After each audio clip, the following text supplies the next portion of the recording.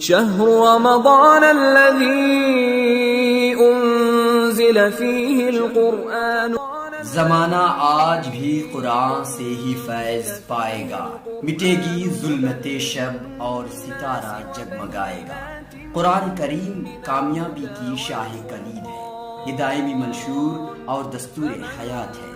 قرآن کریم کا جہاں پڑھنا اور سننا باعث ثواب ہے، وہیں اسے سمجھنا بھی ضروری ہے۔ تو آئیے ناظرین سنتے ہیں اس ماہ رمضان تفسیر قرآن مولانا مفتی جسیم الدین قاسمی کے ساتھ۔ بسم اللہ الرحمن الرحیم۔ اس سے پہلے 15 پارے کی تفسیر کا خلاصہ پیش کیا گیا تھا۔ اب یہاں سے 16 پارے کی تفسیر بیان کی جا رہی ہے۔ 16 پارے کی پہلی آیت کے اندر اللہ تبارک و تعالیٰ نے حضرت خضر علیہ السلام کا قول ذکر کیا ہے کہ جب حضرت خضر اور حضرت موسیٰ علیہ السلام ایک جگہ گئے اور وہاں پر وہ بچہ نظر آیا جسے حضرت خضر علیہ السلام نے قتل کر دیا، تو حضرت موسیٰ علیہ السلام نے پوچھا کہ آپ نے کیوں اس ایسے بچے کو قتل کر دیا جو پاکیزہ تھا، جس نے کوئی گناہ نہیں کیا تھا، کسی کو قتل نہیں کیا تھا۔ تو اسی پر حضرت خضر علیہ السلام نے کہا کہ کیا میں نے آپ سے نہیں کہا تھا کہ آپ صبر نہیں کر پائیں گے؟ اور آپ نے پھر پوچھا جبکہ ہم نے منع کیا تھا، تو اس پر حضرت موسیٰ علیہ السلام نے کہا کہ معاف کیجئے، میں معذرت خواہ ہوں اور اب دوبارہ کچھ ایسا سوال نہیں کروں گا۔ تو حضرت خضر علیہ السلام نے معذرت قبول کر لی اور پھر دونوں آگے بڑھے ہیں۔ اس کے بعد ایک ایسی بستی کے اندر داخل ہوئے ہیں کہ جہاں پر جب وہ پہنچے انہیں بھوک لگی اور بستی والوں سے کھانا طلب کیا کہ کچھ کھانے پینے کی چیز ہے تو ہمیں کھلا دو، تو ان بستی والوں نے کھانا دینے سے منع کر دیا۔ اس کے بعد اسی بستی میں ایک دیوار گری جا رہی تھی۔ حضرت خضر علیہ السلام نے جب اس دیوار کو دیکھا تو وہاں پہ گئے اور اس دیوار کو روک دیا۔ حضرت موسیٰ علیہ السلام نے کہا کہ آخر آپ نے اس دیوار کو کیوں بلا اجرت کے روک دیا؟ ان لوگوں نے ہمیں کھانا نہیں کھلایا، مہمان نوازی کرنے سے منع کر دیا، تو آپ ان سے اجرت لے کر اس دیوار کو روکتے، کھڑی کر دیتے، تو اس سے ہمارے کھانے وغیرہ کا گویا انتظام ہو جاتا۔ اس پر حضرت خضر علیہ السلام نے کہا کہ اب وہ وقت آ گیا کہ آپ کو مجھ سے جدا ہونا پڑے گا۔ میں نے آپ سے کہا کہ آپ صبر نہیں کر پائیں گے، میں نے پہلے کہا تھا اور ویسا ہی ہوا۔ ایک بار دو بار میں نے معاف کر دیا، یہ تیسری بار پھر آپ نے ایسا ہی کیا، اب تو آپ کو جدا ہی ہونا پڑے گا۔ اور اب میں بتا دیتا ہوں آپ کو کہ یہ جو 3 باتیں آپ کے سامنے آئی، 3 واقعات آپ کے سامنے آئے جو آپ کو بہت عجیب لگے، اس کی حکمت کیا تھی؟ اس حکمت کو میں جانتا تھا، اسی لیے میں نے آپ سے منع کیا تھا کہ آپ سوال نہ کریں۔ اور پھر فرمایا کہ وہ جو پہلا واقعہ ہوا، یعنی اس کشتی کو میں نے نقصان پہنچا کے عیبدار بنا دیا، اس کا مقصد یہ تھا کہ اس کشتی کا جو مالک تھا وہ غریب شخص تھا، اور ندی کے اس کنارے ایک ایسا بادشاہ رہتا تھا تو ظالم تھا، اور جب بھی وہ کوئی اچھی کشتی دیکھتا تھا تو اس پر وہ زبردستی قبضہ کر لیتا تھا اور غریب لوگوں سے وہ چھین لیتا تھا۔ لیکن جب اس کشتی کے اندر میں نے نقصان پہنچا دیا، نقص پہنچا دیا اور اس میں چھید کر دیا، تو اب وہ بادشاہ اس کو نہیں لے گا اور اس طریقے سے غریب کا مال محفوظ ہو گیا۔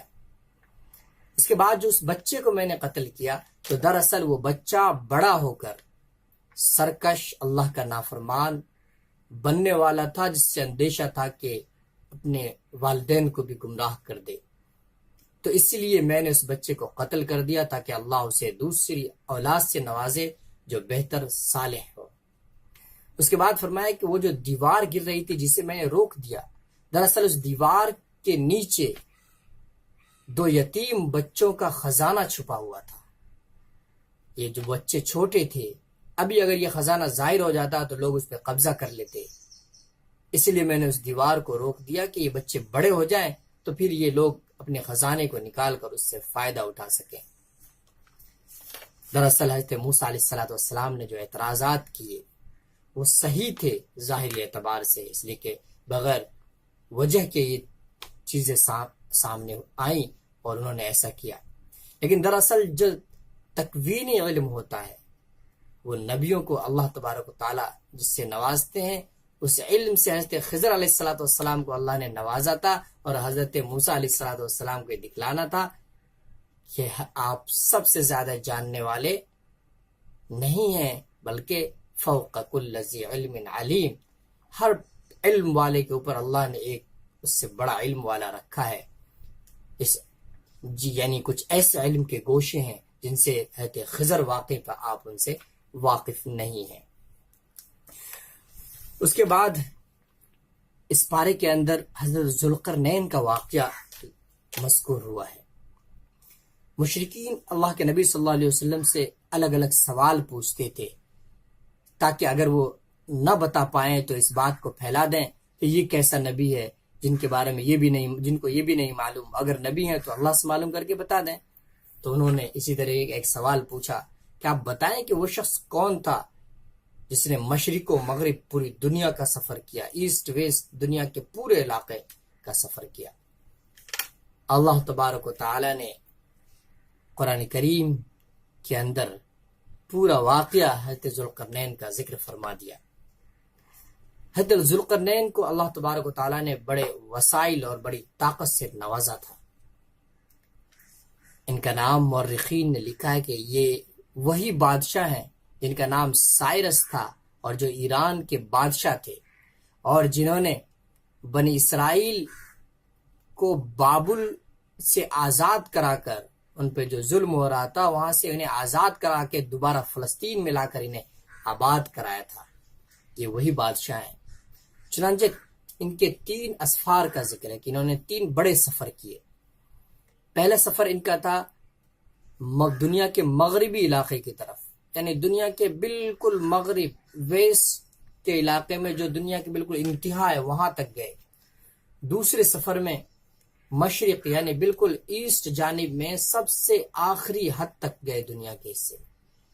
اور اس کے بعد جو تیسرا سفر ہے وہ شمال کے جانب ہے. قرآن کریم نے اس تیسرے سفر کے سلسلے میں سمت اور ڈائریکشن کو نہیں لکھا ہے، لیکن مفسرین کا خیال ہے کہ یہ تیسرا سفر جو تھا یہ شمال یعنی نارتھ کے جانب تھا، بالکل دنیا کے آخری حصے تک گئے. پہلے سفر کے تعلق سے ہے کہ جب انہوں نے سفر کیا تو ایک ایسے علاقے میں پہنچ گئے جو دنیا کا بالکل آخری حصہ تھا. اس کے بعد سمندر ہی سمندر تھے. وہاں پر جو سمندر تھا اس سمندر کا پانی ایسا تھا کہ جیسے سیاہ رنگ کی دلدل ہو. اس میں جب سورج ڈوبتا تھا شام کے وقت میں تو ایسا معلوم ہوتا تھا کہ وہ ایک دلدل نما چشمے میں ڈوب رہا ہو. وہاں جو لوگ آباد تھے وہ نافرمان تھے، اللہ کے سرکش تھے، کفار تھے، ظالم لوگ تھے.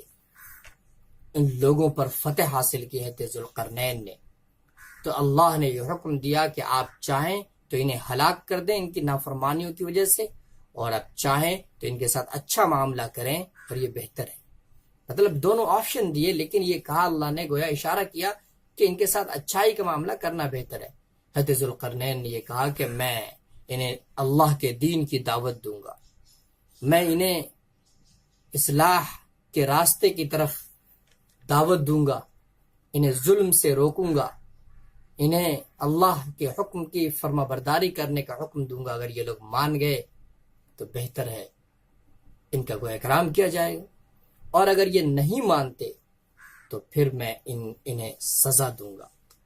اس کے بعد آیت 90 اور 91 میں ارشاد ہے کہ وہ اس کے بعد ایک ایسے راستے کے پیچھے چل پڑے یہاں تک کہ جب وہ سورج کے نکلنے کی جگہ پہنچے تو انہوں نے دیکھا ایک ایسی قوم پر طلوع ہو رہا ہے سورج جسے ہم نے اس کے دھوپ سے بچنے کے لیے کوئی اوٹ مہیا نہیں کی تھی.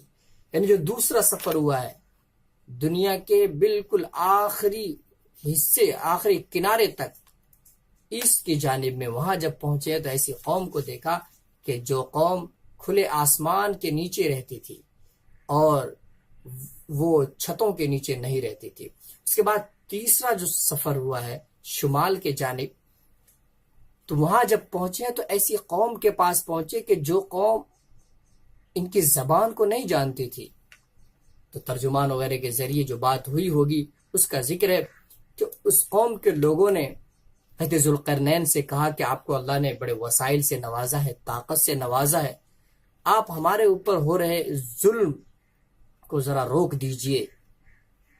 اور پھر اس ظلم کا تذکرہ انہوں نے کیا کہ یہ قوم دراصل دو پہاڑیوں کے بیچ میں آباد تھی، اور پہاڑ کے درے سے اس میں جو بیچ میں گیپ تھا اس راستے سے پیچھے کی جانب سے یاجوج ماجوج ان کے پاس آتے تھے اور ان پر ظلم کرتے تھے، قتل و غارت گری کرتے تھے، اور ہر کچھ دنوں کے بعد، تھوڑے تھوڑے وقفے کے بعد یہ لوگ آتے تھے اور قتل و غارت گری ظلم کر کے چلے جاتے تھے۔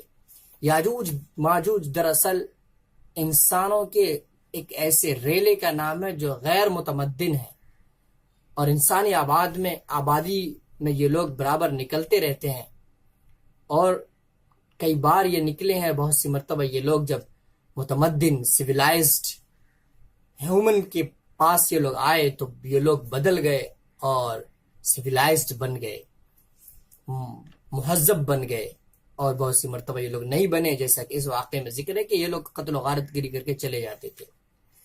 یاجوج ماجوج کا جو آخری ریلا آئے گا وہ قیامت سے کچھ پہلے ان کا ریلا نکلے گا۔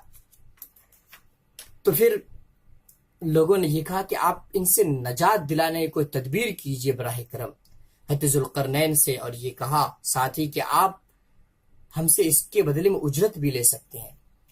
حضرت ذوالقرنین نے کہا کہ ہمیں اجرت کی ضرورت نہیں ہے، بس آپ لوگ افرادی قوت کے ذریعے مدد کیجئے، اور پھر یہ حکم دیا کہ آپ لوگ لوہے کی جو چادریں ہیں بڑی بڑی وہ لے کر آئیے، اور لوہے کی چادریں اس کے بیچ میں ڈال دیا، وہ جو درے تھے، وہ جو جگہ تھی خالی جس سے وہ لوگ آتے تھے، اور پھر آگ جلانے کے لیے کہا گیا، اور اس آگ کے اندر تانبے کو پگھلایا گیا، اور تانبے کو پگھلانے کے بعد ان چادروں پہ اس کو ڈال دیا گیا، اور اس طریقے سے ایک مضبوط دیوار بن گئی، اور وہ جو یاجوج ماجوج کے ریلے نکلتے تھے ان کو پریشان کرنے کے لیے وہ رک گئے، اور اس طریقے سے یہ لوگ محفوظ ہو گئے۔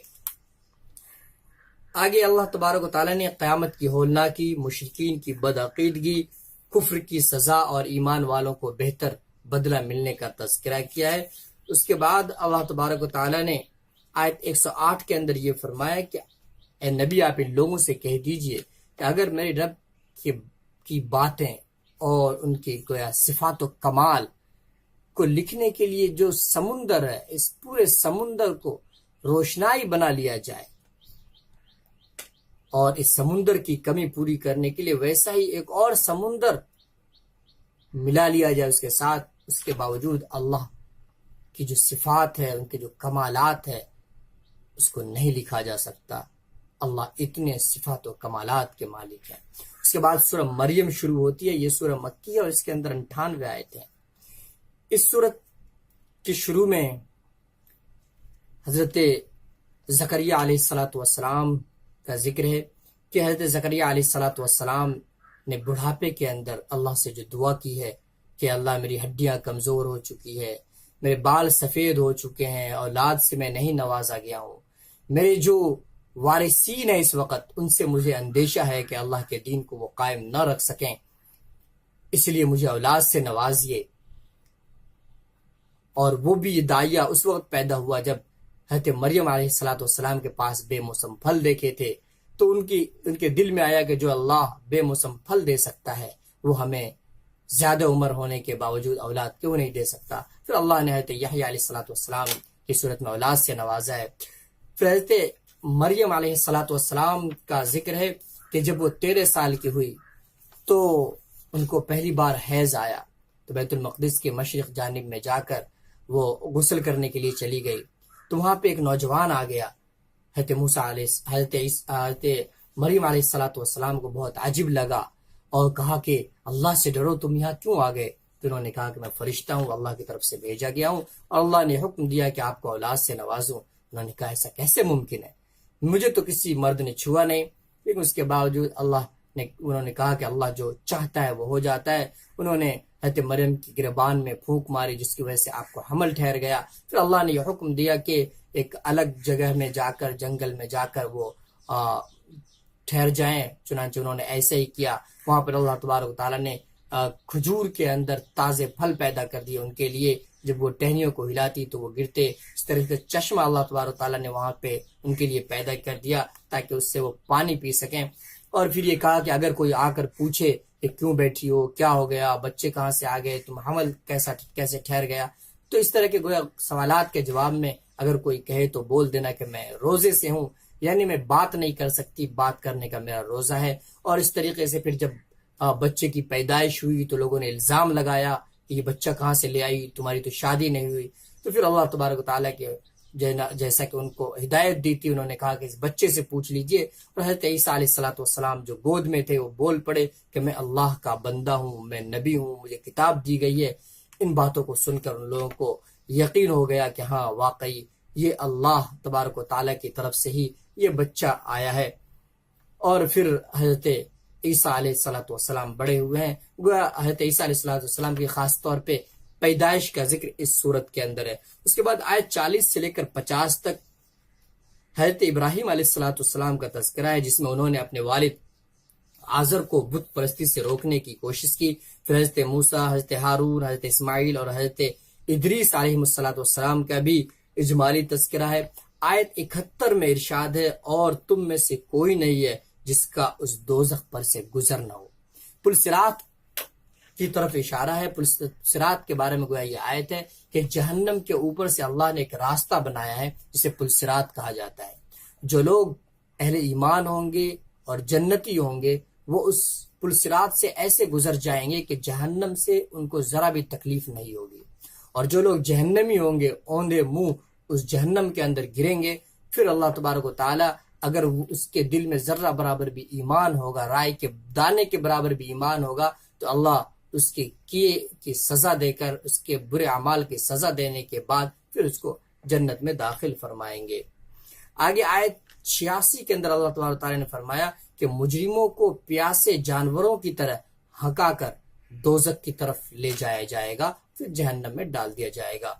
اس کے بعد سورہ طٰہٰ شروع ہوتی ہے۔ یہ سورہ مکی ہے، اس میں 135 آیتیں ہیں، اور یہ وہی سورت ہے جسے سن کر عمر بن خطاب رضی اللہ تعالی عنہ ایمان لائے تھے۔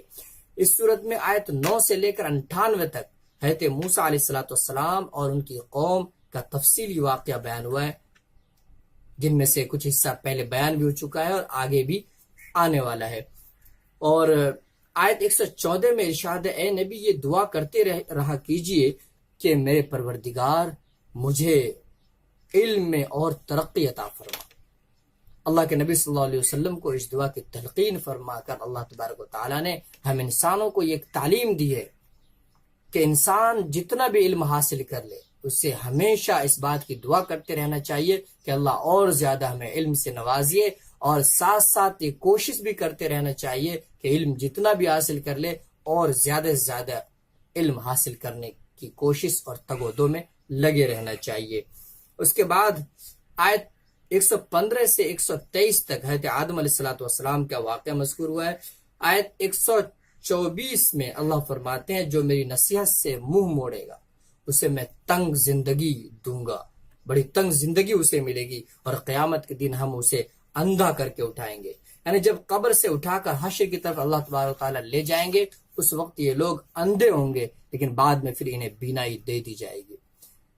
آیت 132 میں اللہ ارشاد فرماتے ہیں اور اپنے گھر والوں کو اے نبی نماز کا حکم کرتے رہیے اور خود بھی ثابت قدم رہیے، ہم تم سے رزق نہیں چاہتے، رزق تو ہم تمہیں دیں گے اور بہتر انجام تقوی ہی کا ہے۔ اللہ تبارک و تعالی ہمیں قرآن کریم پر عمل کرنے اور اس کو سمجھنے کی توفیق عطا فرمائے۔ صدق اللہ العظیم۔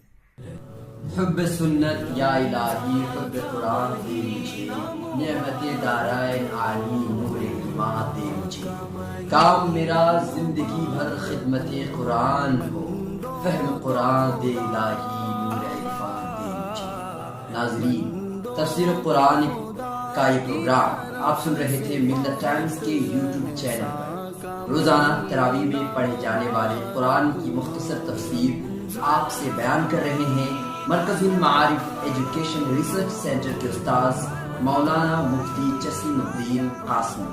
آپ سے درخواست ہے کہ ہمارا یوٹیوب چینل سبسکرائب کریں اور دوسروں تک اس ویڈیو کا لنک شیئر کریں۔